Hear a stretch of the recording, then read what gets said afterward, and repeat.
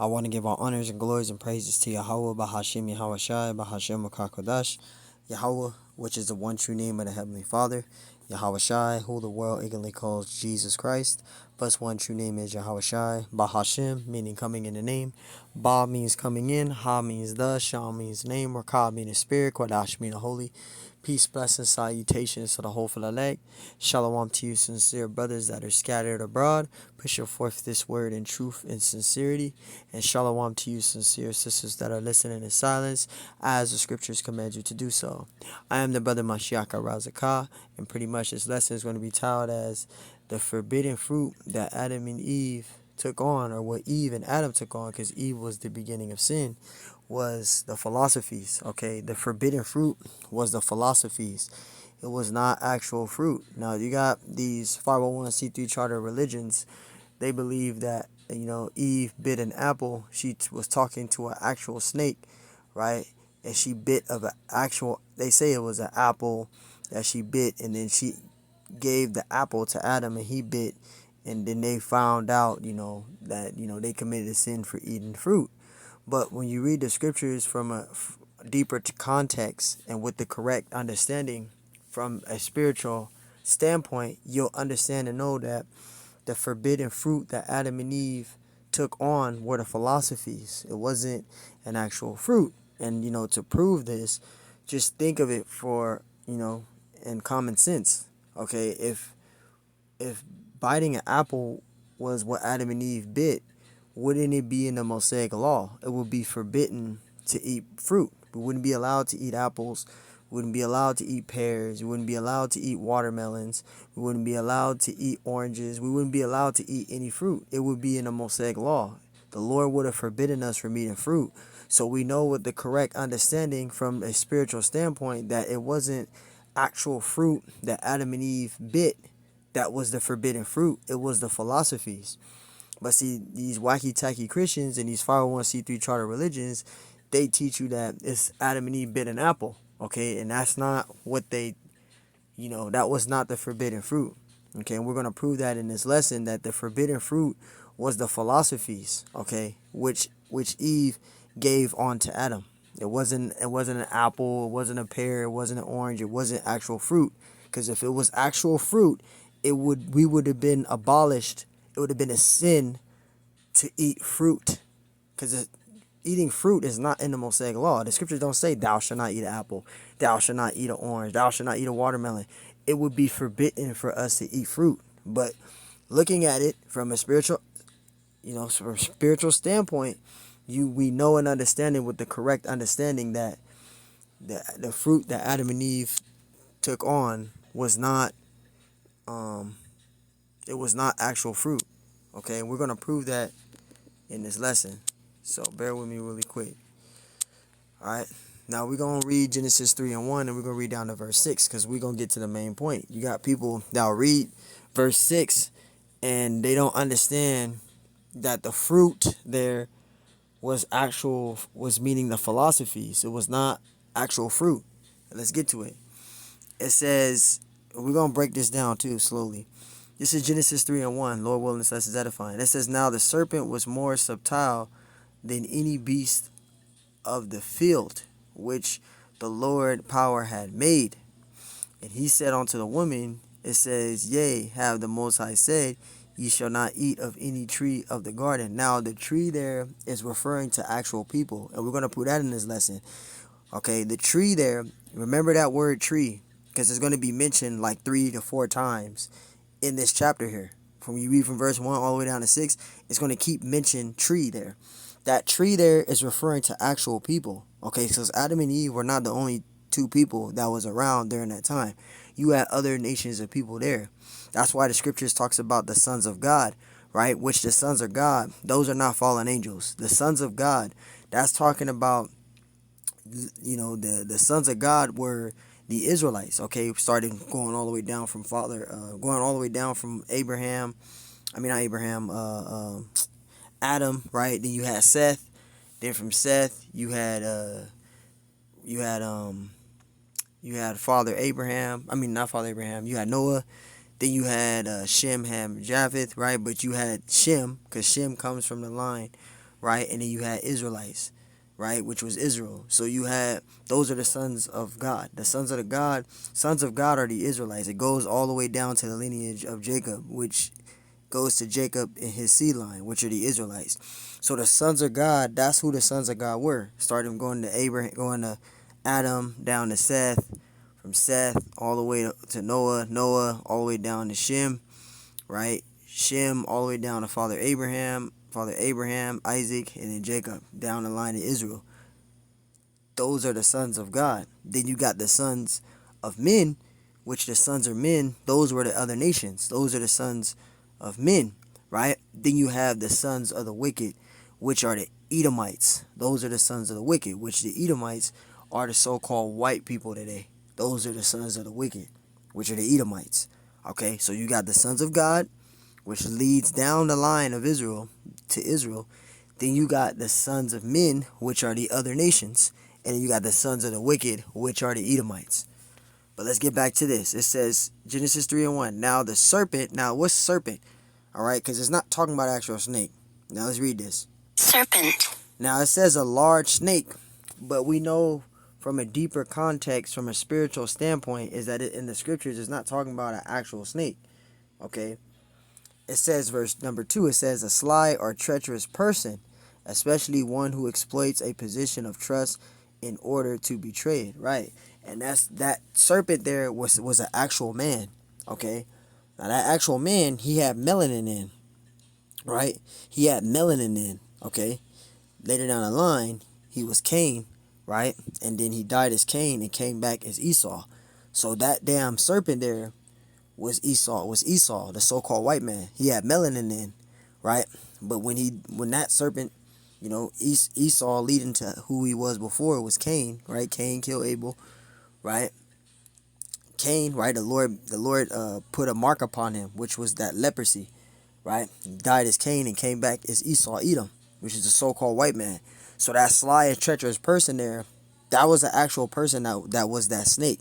Okay, a snake is a person that you call that's a sly person, right? A person that's right, a person that's do betrayal. That's what you call a snake. Like that guy is a snake, man, right? A person to betray you, right? It says a sly or treacherous person, especially one who exploits a position of trust in order to betray it. See, so this is that serpent there was an actual person. It was not a snake. Okay, it says now the serpent was more subtile, right? And when you go into the meaning of subtile, right? It says subtile and an erotic or alternate spelling of a word subtile is used less frequently than subtile in the modern English. Both spellings share same meanings, including being what? Describe something that is thin, light, or of delicate quality. A sly or crafty or cunning. See? Deceitful. Describing someone who is clever, skilled, and sometimes deceitful in their actions. And that's Esau Edom. That's a so-called white man. Right? Now in that time he had melanin in. Right? So that serpent there, he was subtle. Right? He was crafty. Right? That's Esau Edom. Right? It was Esau Edom. Now in that time he wasn't called Esau Edom, but that snake was referring to him. He had melanin in, right? It says now the serpent was more subtle than any beast of the field, which the Lord power had made, right? And he said unto the woman, right? Ye have the Most High said, Elohim said, ye shall not eat of every tree of the garden. Now that tree there is referring to people. So remember that word tree. Verse 2. And the woman said unto the serpent, that sly and treacherous person, that crafty person, we may eat of the fruit of the trees of the garden. That's the second time. Verse 3. And the fruit of the tree, that's 3, which is in the midst of the garden, the Most High said, ye shall not eat of it, neither ye shall touch it, lest ye die. It was talking about the philosophies. And those trees there was referring to people. Verse 4. And the serpent said unto the woman, ye shall not, it says, ye shall not surely die. Verse 5.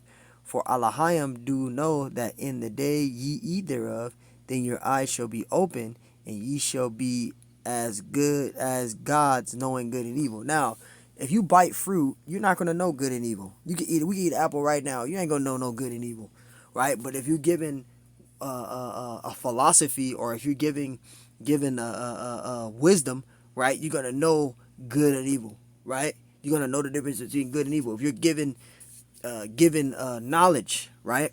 If you're given knowledge, right? And this is why we're, like, for example, the scriptures say, "Mark them which cause division," because you got Jakes right now that have forbidden fruit. They eating forbidden fruit. They plowing, which is planting forbidden fruit. A false doctrine is forbidden fruit, right? A philosophy is a forbidden fruit. You got Jakes right now that's eating forbidden fruit. They're teaching false doctrine, right? They believe in false doctrine. They're planting within their spirit forbidden fruit. Now, us over here on this end, we teaching 100% truth. So we're planting in our spirit what? Righteous fruit, because we teaching the correct doctrine. We teaching 100% truth. But these other people that's taking on false doctrines and false beliefs, they're planting within their spirit forbidden fruit. And that's what Adam and Eve is doing. They took on forbidden fruit, which was the philosophies. That's what they took on, right? So let's get to the point. And it says, "For Allahim doeth know that in the day ye eat thereof," it says, "then your eyes shall be open, and ye shall be as gods, knowing good and evil." You can buy the apple right now, and it's not going to happen, right? You just eating an apple, right? A fruit ain't going to give you knowledge, man, right? Verse 6, it says, "And when the woman saw that the tree," see, that's 5 times there, "was a good for food," right? "And that it was pleasant to the eyes, and a tree to desire to make one wise." How can you get wise off biting an apple? You can't get wise biting no damn fruit, right? It says, "She took of the fruit thereof," which was the philosophies, "and did eat, and gave also unto her husband with her, and he did eat." Now we're going to prove that those trees there were actual people. Let's prove it.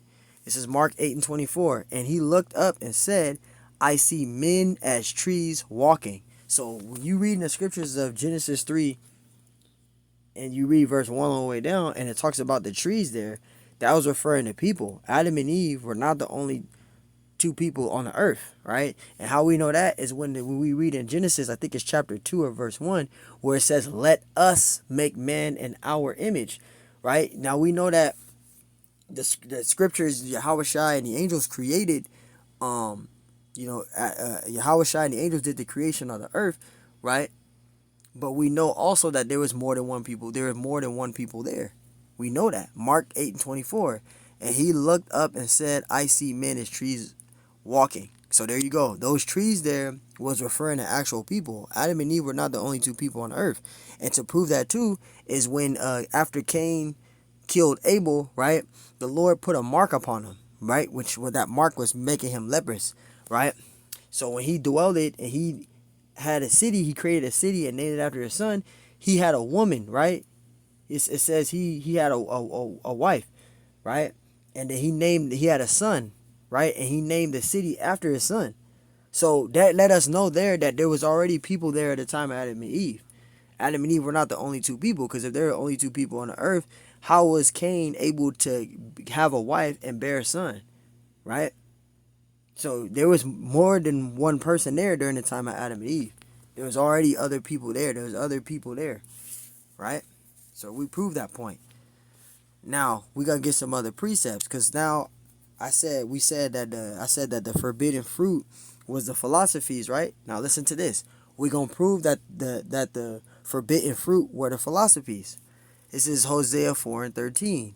It says, "Ye have plowed wickedness." Now when you plow something, you're planting something. If you take on to a false doctrine and you put that within your spirit, now you're planting what? Forbidden fruit. You're planting within your spirit forbidden fruit, which is false doctrine, right? Philosophies, lies, false doctrine. So that's forbidden fruit, right? It says, "Ye have plowed." When you plow something, you're planting something, right? Let's prove it.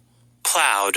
It says, "Of an area of land having had the earth turned up with a plow, especially before sowing," right?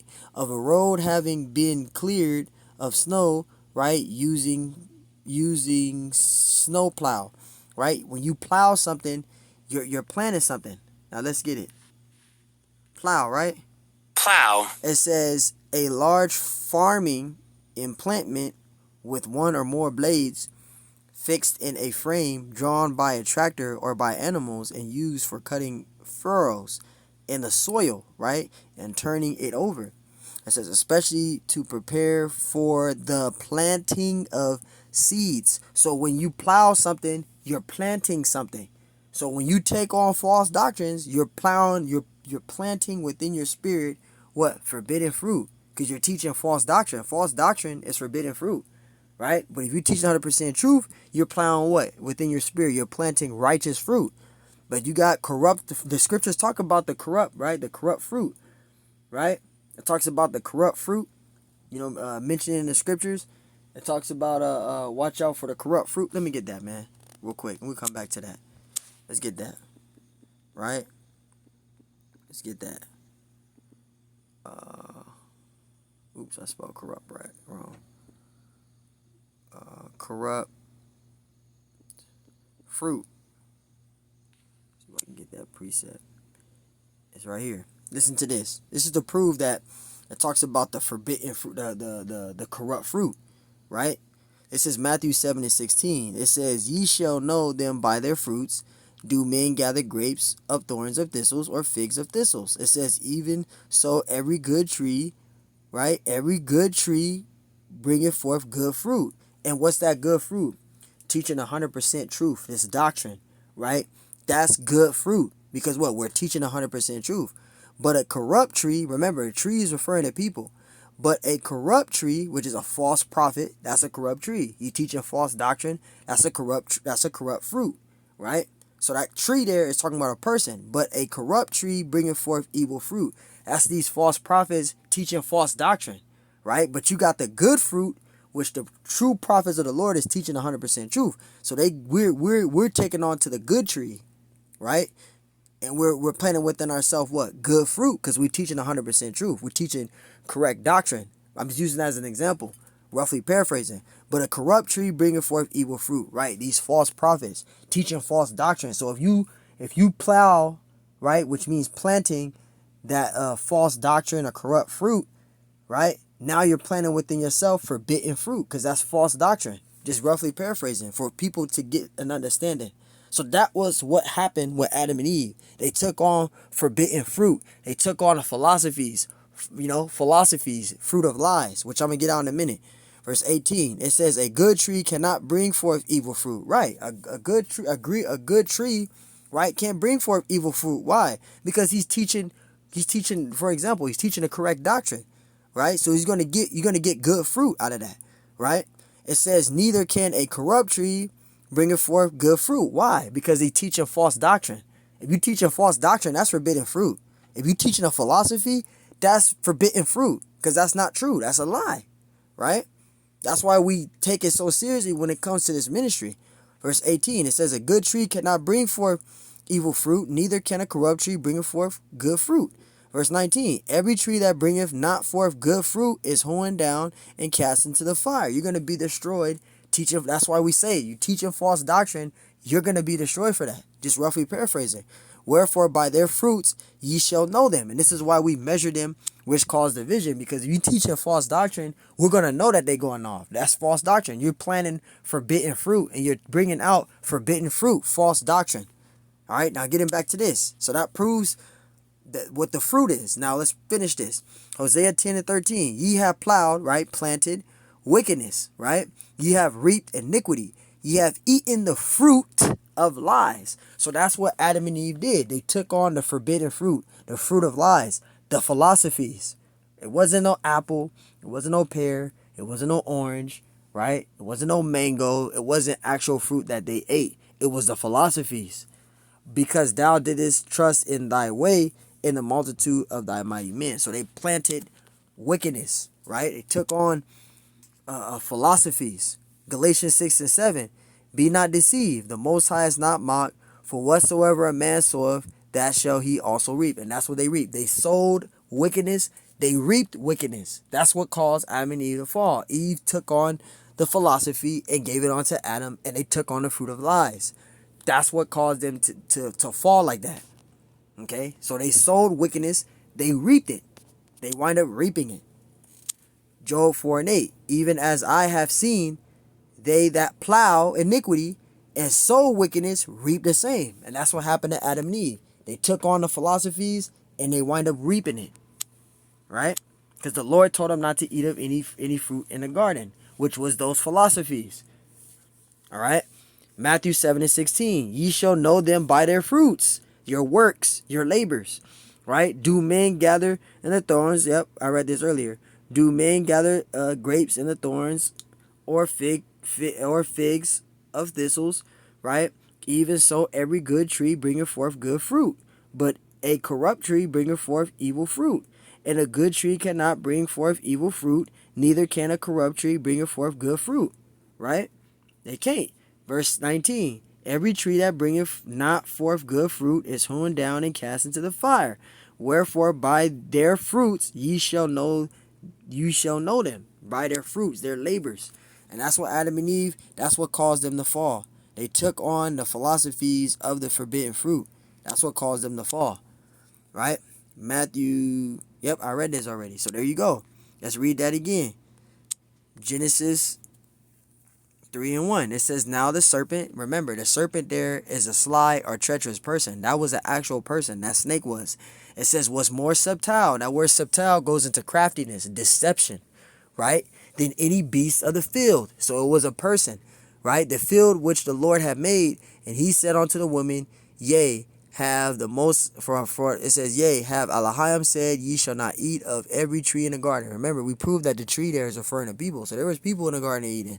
Right? It says, and the woman said unto the serpent, unto the treacherous person, that crafty person, deceptive person, we may eat of the tree, we may eat of the fruit, which is the philosophy of the trees of the garden. Verse 3, but of the fruit of the tree which is in the midst of the garden, the Most High said, Elohim said, ye shall not eat of it, neither shall ye touch it, lest ye die. He was supposed to take on to the philosophies. Right? Verse 4. And this serpent, it said, and the serpent said unto the woman, ye shall not surely die. He deceived her. Right? He deceived Eve. Right?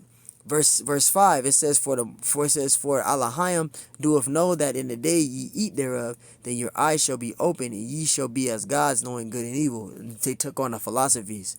Verse 6, and when the woman saw that the tree was good for food, talking about the philosophies, and that it was pleasant to the eyes, and a tree to be desired to make one wise, she took of the fruit thereof and did eat. She took up those philosophies. She took on those fruit of lies, right? And gave also unto her husband with her, and he did eat. So Adam and Eve sinned because they took on the philosophies. It had nothing to do with eating an apple, a pear, or orange. That's not in the scriptures. Okay, again, if it was talking about actual fruit, why wasn't it in the Mosaic law? And we would be forbidden to eat fruit. We wouldn't be allowed to eat apple, oranges, pears, watermelons. It would be abolished from us from eating. It would be in a law. It would be in the Mosaic law. It would be a sin to eat fruit. And this is what people not understanding. If Adam and Eve bit an apple, it would be a sin to eat fruit. It's not a sin to eat fruit. We eat fruit every day. It would be in the Mosaic law. It's not in the Mosaic law. You can look in the book of Leviticus. You can look at Exodus. It is not in there. They'll say nothing about eating fruit is a sin. It's not in the scriptures. So we know and understand by reading that, we understand and know that it's not talking about actual fruit. It's from a high spiritual standpoint. It's talking about the philosophies, what they took on, which caused them to sin. Not an apple. We eat apples every day. We eat oranges. It would be abolished, man. So wait, Lord willing, that's edifying. I want to give all honors and glories, praise to Yahweh Bashim Hashai Bashim Kakodash. And Lord willing, that's edifying. On to the next one. Shalom.